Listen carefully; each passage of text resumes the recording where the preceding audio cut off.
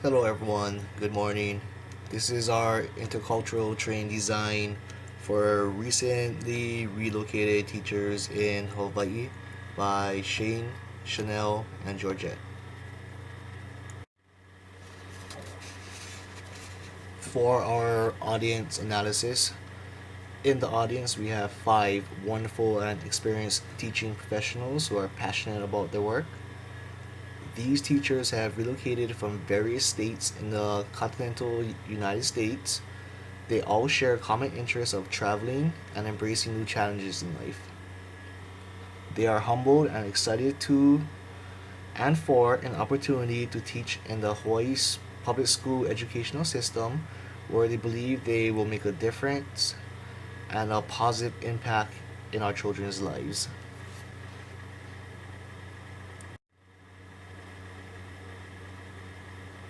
Our teachers are enthusiastic about learning and growing in this beautiful place we call Hawaii. They are inspired by the many legends and practices of our great Hawaiian values and cultures that we have here in Hawaii. They are excited about integrating Western ideology and Hawaiian teaching to our children within the educational system. These professionals eagerly await curriculum that allow for on-hands interaction with the children, demonstrating their knowledge while embracing the native Hawaiian culture.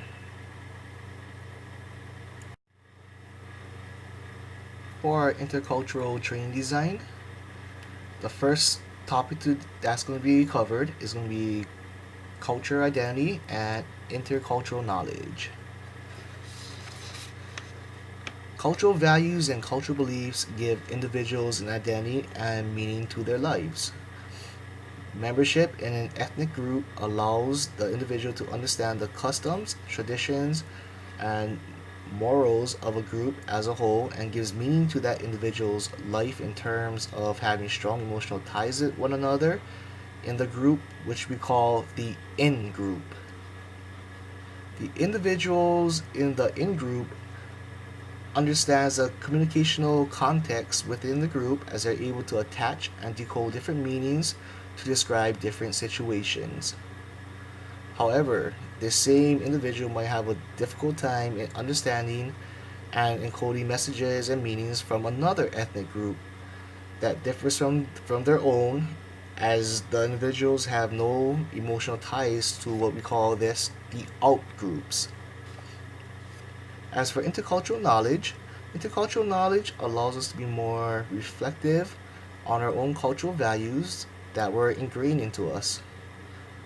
The self reflection will help us not only to eliminate our biases, but also for us to see the differences of another culture, allowing us as professionals to see the differences and to be creative in our approach to help someone whose identity differs from our own.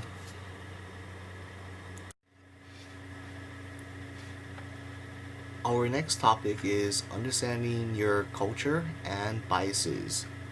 Before we can understand our own culture and biases, let's look back at our cultural identity. What is identity, you ask? Well, identity is reflective or a self image that is derived from learned cultural and social norms and a reflection of your upbringing in the context of family, religion affiliation, and socio-economic status. From a social identity perspective, an individual can associate themselves with the different social structures that they are affluent with. As for an individual's cultural identity, cultural knowledge is important in understanding a cultural member's ancestral history and ethnic oriented practices, traditions, and beliefs. Okay, now time to understand our own cultural identity. So, understanding your own cultural identity and biases can be understood from a cultural step process model. The first step is the attention step, which involves picking up cues from our cultural landscape or environment. The organization and labeling step is going to be the next step that's going to be covered, which is how we group objects or people and label them with a name or symbol that is dependent on our own identity, values, attitudes, and language. The next step is a interpretation step. The interpretation step is attaching meaning to data we receive and our expectations in which we predict others will communicate with us. We assume that we perceive and interpret others in an objective, unbiased manner. But in reality, our perceptions are highly subjective, selective, and biased. That brings us to our next point when it comes to your biases, and that is a term called ethnocentrism. Ethnocentrism is a belief that we consider our views in a group as more important than other cultures. Another term that can describe biases would be ethno-relative, which is the opposite and is the opposite of ethnocentrism and is based off acceptance of cultural differences, the adaptation of cultural differences, and integrating cultural differences. One thing that comes from biases and from ethnocentrism is stereotypes. Stereotypes are exaggerated pictures that are created subconsciously about a membership of a group. An individual's environment and cultural membership can negatively influence beliefs of others that are in different groups from their own. How do we deal with these biases? Well, being able to self-reflect with an open mind can reduce or eliminate an individual's biases on a conscious level, which we might be aware of, but also a non-conscious level, which we might be unaware of.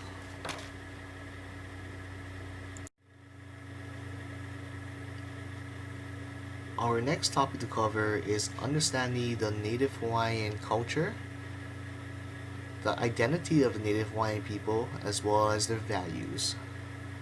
After all, we'll be teaching in Hawaii, which is made up of a whole bunch of different ethnic races, which is a lot more different than what you'll see in the continental U.S. where you teachers are from. As for the Native Hawaiian culture, Native Hawaiian cultural identity is based upon relationships with oneself, their family, which is also called the ohana, the community, as well as the relationship with the land, or what we call aina. The ohana or family is the central structure of one's identity, as this support system often includes family by blood and by marriage. Hawaiian culture is based upon a collectivistic model in which the individual and family work towards a shared goal instead of the Western ideology of individualism, which encompasses one's own goals and independence. The difference of individualism and collectivism: individualism puts an emphasis on individual identity over the group identity, so that's the I. Whereas a collectivistic model is more on a shared goal. So to summarize that, it's we instead of I.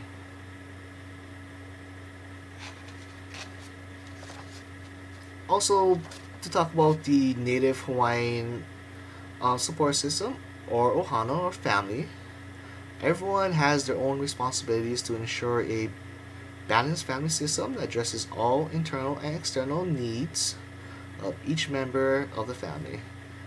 The Native Hawaiian family hierarchy starts from the eldest member, who is known as the kupuna, or what the family view as those with wisdom.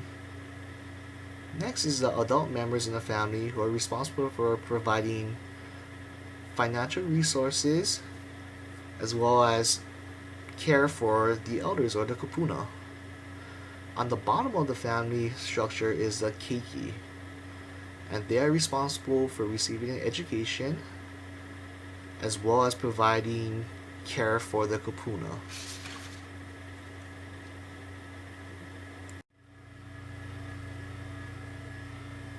I hope we all have a better understanding of what culture is, what our biases are, and how they are formed, as well as having a quick summary of understanding the native Hawaiian culture, their identities, and their values.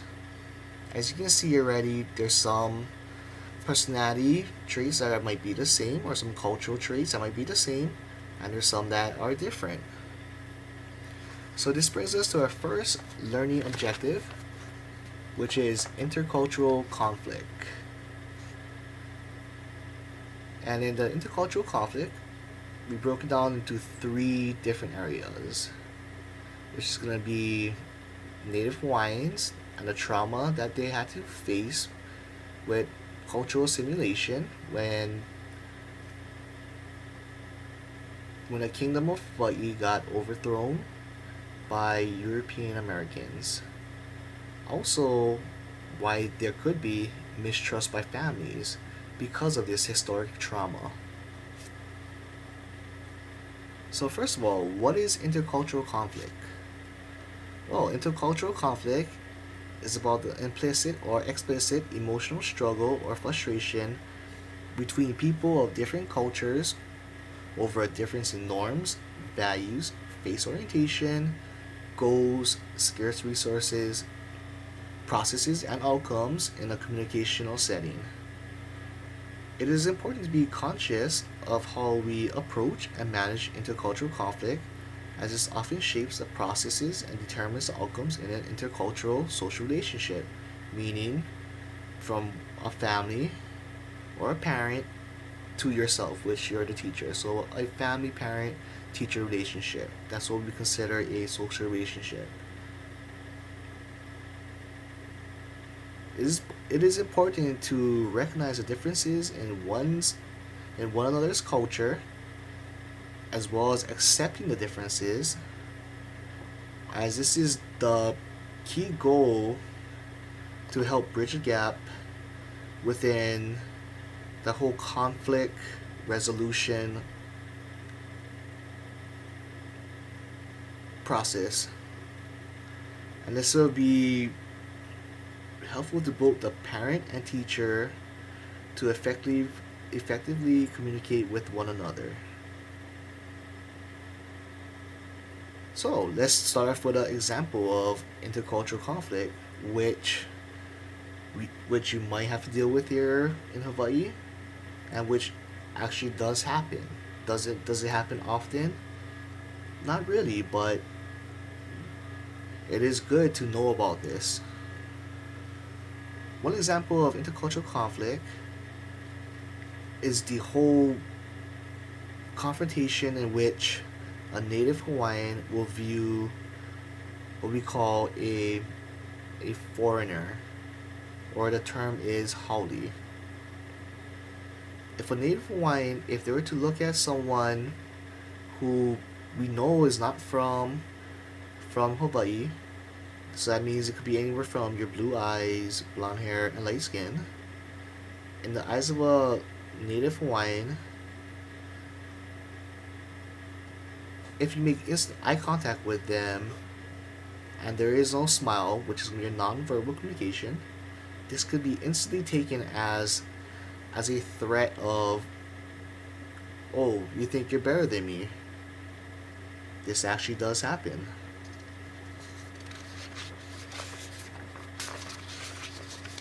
And why is this important? Why is learning about intercultural conflict important? As you're all well aware, you'll be teaching in the Nanakuli and Waianae district, which has a high concentration of Native Hawaiians. In the Nanakuli and Waianae district, public district schools, they are all considered as disadvantaged Title I schools. A Title I public school is defined as a school enrolling at least 40% of children from low income families. An individual from a disadvantaged background is defined as one who comes from an environment that has inhibited the individual from obtaining the knowledge, skill, abilities, and comes from a family with an annual income below a level based on federal and state poverty income thresholds. A very interesting survey was conducted in 2013 by the Institute of Educational Sciences. In these Title I disadvantaged schools, there is what we call a socioeconomic achievement gap. So there was a high correlation, in this study they found a high correlation of students who were considered as disadvantaged compared to non-disadvantaged students here in Hawaii. And the findings were that the disadvantaged students had a average score of 28 points lower in math and reading compared to their peers who were considered non-disadvantaged.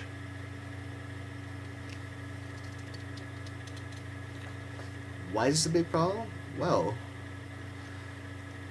disadvantaged students face adversity at a young age where their problem solving and coping skills are not, they may have or may not have possessed, and they may not have been taught or learned it. These at risk or disadvantaged students have numerous absences and a negative perception of school and learning. One study found that disadvantaged children have been found to hold relatively low expectations or expectancies of success about their performance on tasks that are novel and challenging, and low affecting motivation with respect to eternally guided effort and pleasure to pursue such tasks.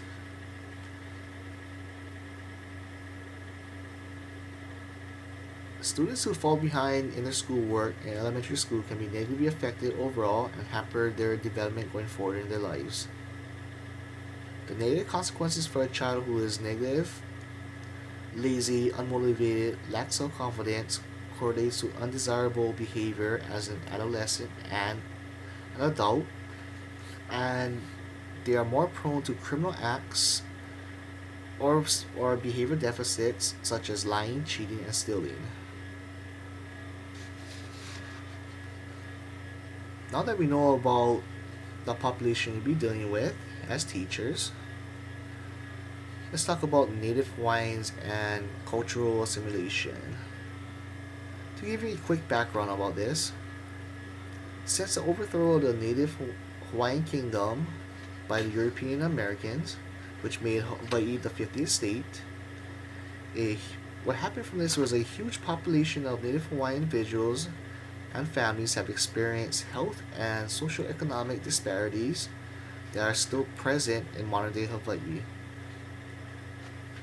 Ever since the overthrow of the Hawaiian Kingdom, the Native Hawaiian population has a higher prevalence of obesity, heart disease, diabetes, cancer, and suicide compared to other ethnicities living in Hawaii. The high health disparities and mortality rates of Native Hawaiians are contributed by the discrimination and social economic disadvantages they face. The Native Hawaiian population has higher rates of poverty, lower educational levels, homelessness, and incarceration, which can be contributed to the historic trauma, discrimination, as well as lack of accessibility to Western medicine, as well as culturally competent preferred healthcare methods.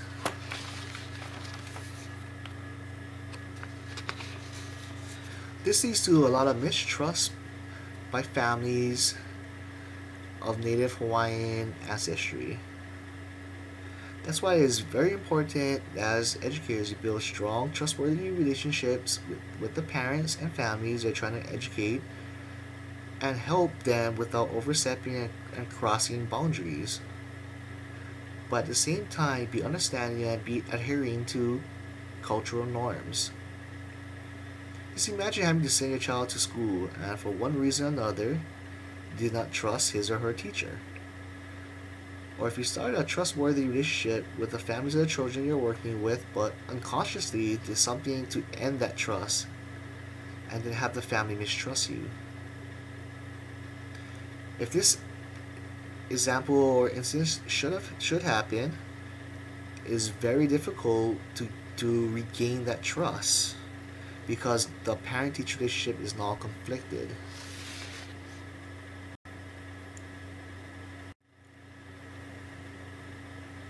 Whoa, that was a lot to take in, wasn't it? Well, our last objective for our intercultural training design is intercultural communication flexibility. So these are the strategies for parent and teacher communication, as well as give you some tips based upon symbolic exchange, which is nonverbal and verbal communication.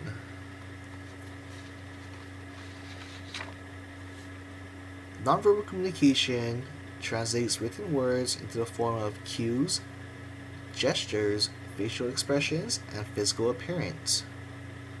The importance of understanding nonverbal communication and its relation to culture is crucial in intercultural communication.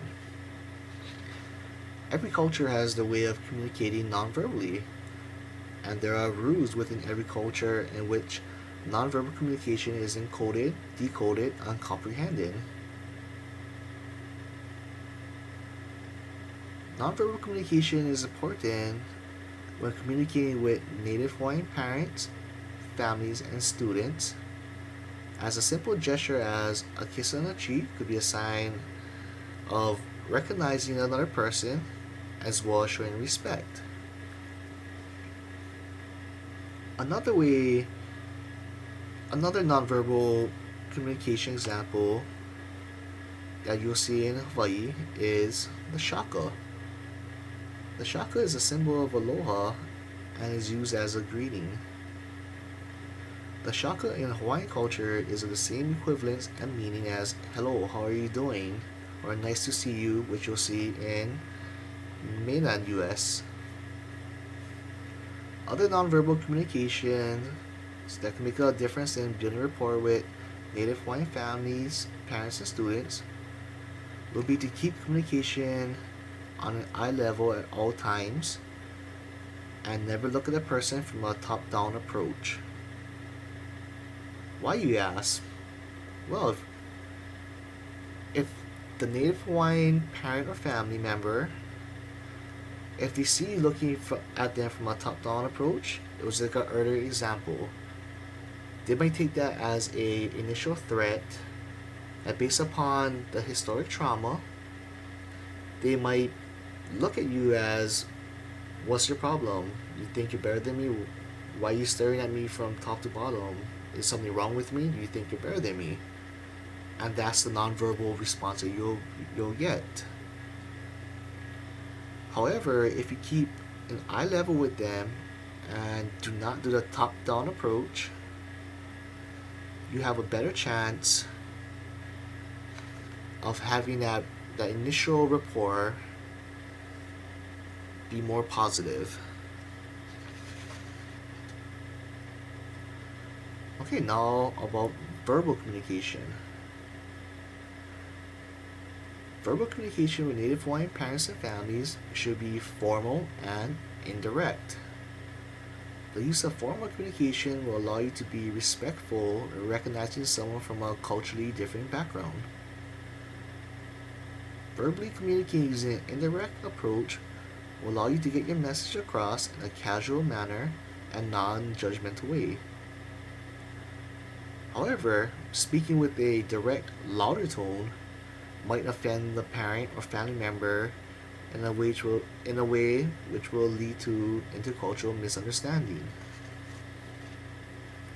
In native Hawaiian culture, direct communication using a loud tone is interpreted as a way to scold or punish someone for engaging in unwanted or frowned upon behavior. Example would be, Mr. Kahala, your son was caught teasing one of their peers, as this is the third time this school year he was caught doing this. This type of communication might seem normal to you, but the way it was verbally communicated to the parents or family member could be decoded and interpreted in a disrespectful, threatening, and judgmental manner. Using a formal and indirect approach for the same situation, the teacher could say, "Mr. Kahala, I would like to express concern about your son who was caught teasing other children at school. This doesn't seem like him at all. Is there any way I can help him?" Using a formal and indirect verbal approach shows genuineness and respect from one adult to another, as this reduces the anxiety of possible judgment or a threatening message when the verbal message is encoded and interpreted. Excuse me for that cough on my previous slide. But now we reach our last slide, which is training preparation. And preparation for training, we'll be asking our future educators to take a self-awareness test. The self-awareness test will help them to better understand themselves and be able to identify biases, strengths, weaknesses, and what motivates them. Working with youth here on the Waianae Coast may be challenging, as there are so many different ethnicities that you will see here on this side of the island, which could be anywhere from Asians to other Pacific Islanders. However, on the Nanakuli to Waianae district, the dominant ethnicity in this area are Native Hawaiians. Why do we ask you to take this self-awareness test? Well, as we learn, there are biases and stereotypes that do exist. And as much as we say that they don't exist, just to make sure, we should take this self-awareness test, as it will help us not only understand ourselves, but it will help us avoid cultural conflict.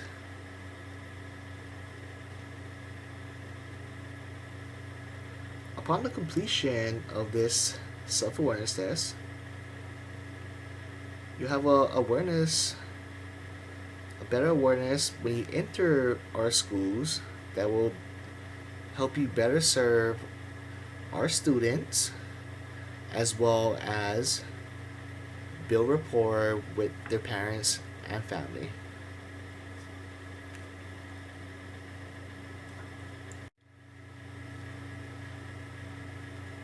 We set up a itinerary for intercultural training design, which is going to be based on half a day or 4 hours. The first part of the intercultural training day will start from 7:30 to 8 a.m. and this begins with registration and a light continental breakfast. At 8 a.m., the intercultural training design will start, and from 8 to 8:30, your first presenter will be Chanel. What we're going to do is we're going to have quick introductions of ourselves as presenters, as well as we'd like to learn a little bit about yourselves and your experiences so far in Hawaii and how it differs from the mainland. At this time, we'll also ask you to take our opening survey, just to see if you are aware of any kind of biases that you may have and are unaware of, as we'll be comparing the same survey at the end of our intercultural training program. As soon as we're done with our opening surveys, as well as our introductions and sharing existing knowledge of Hawaii and what we think we know of the Native Hawaiian culture, I'll be your next presenter and I'll let you know about the importance of intercultural knowledge. From 9 a.m. to 10 a.m., your next presenter will be Georgette, and she'll be describing the native Hawaiian culture, values, and traditions, and helping you have a better understanding of them.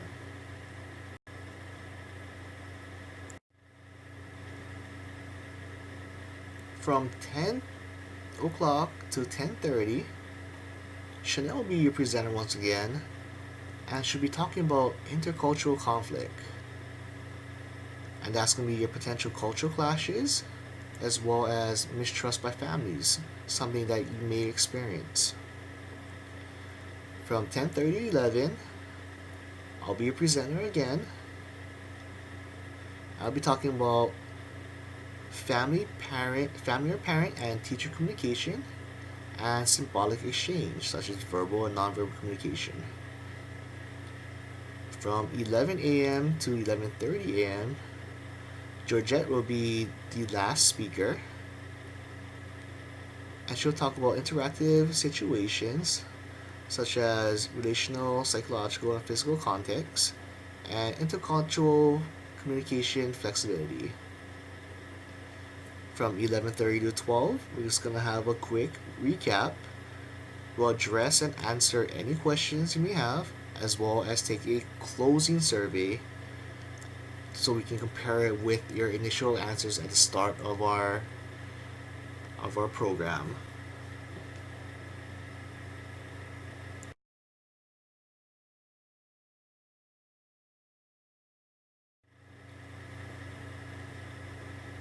Well, I hope you enjoyed our intercultural training design program, and we encourage questions as well as anything else that needs clarification. Now that we're more aware of our new living environment, as well as a better understanding of ourselves, as well as the population that we'll be teaching, I wish you the best of luck.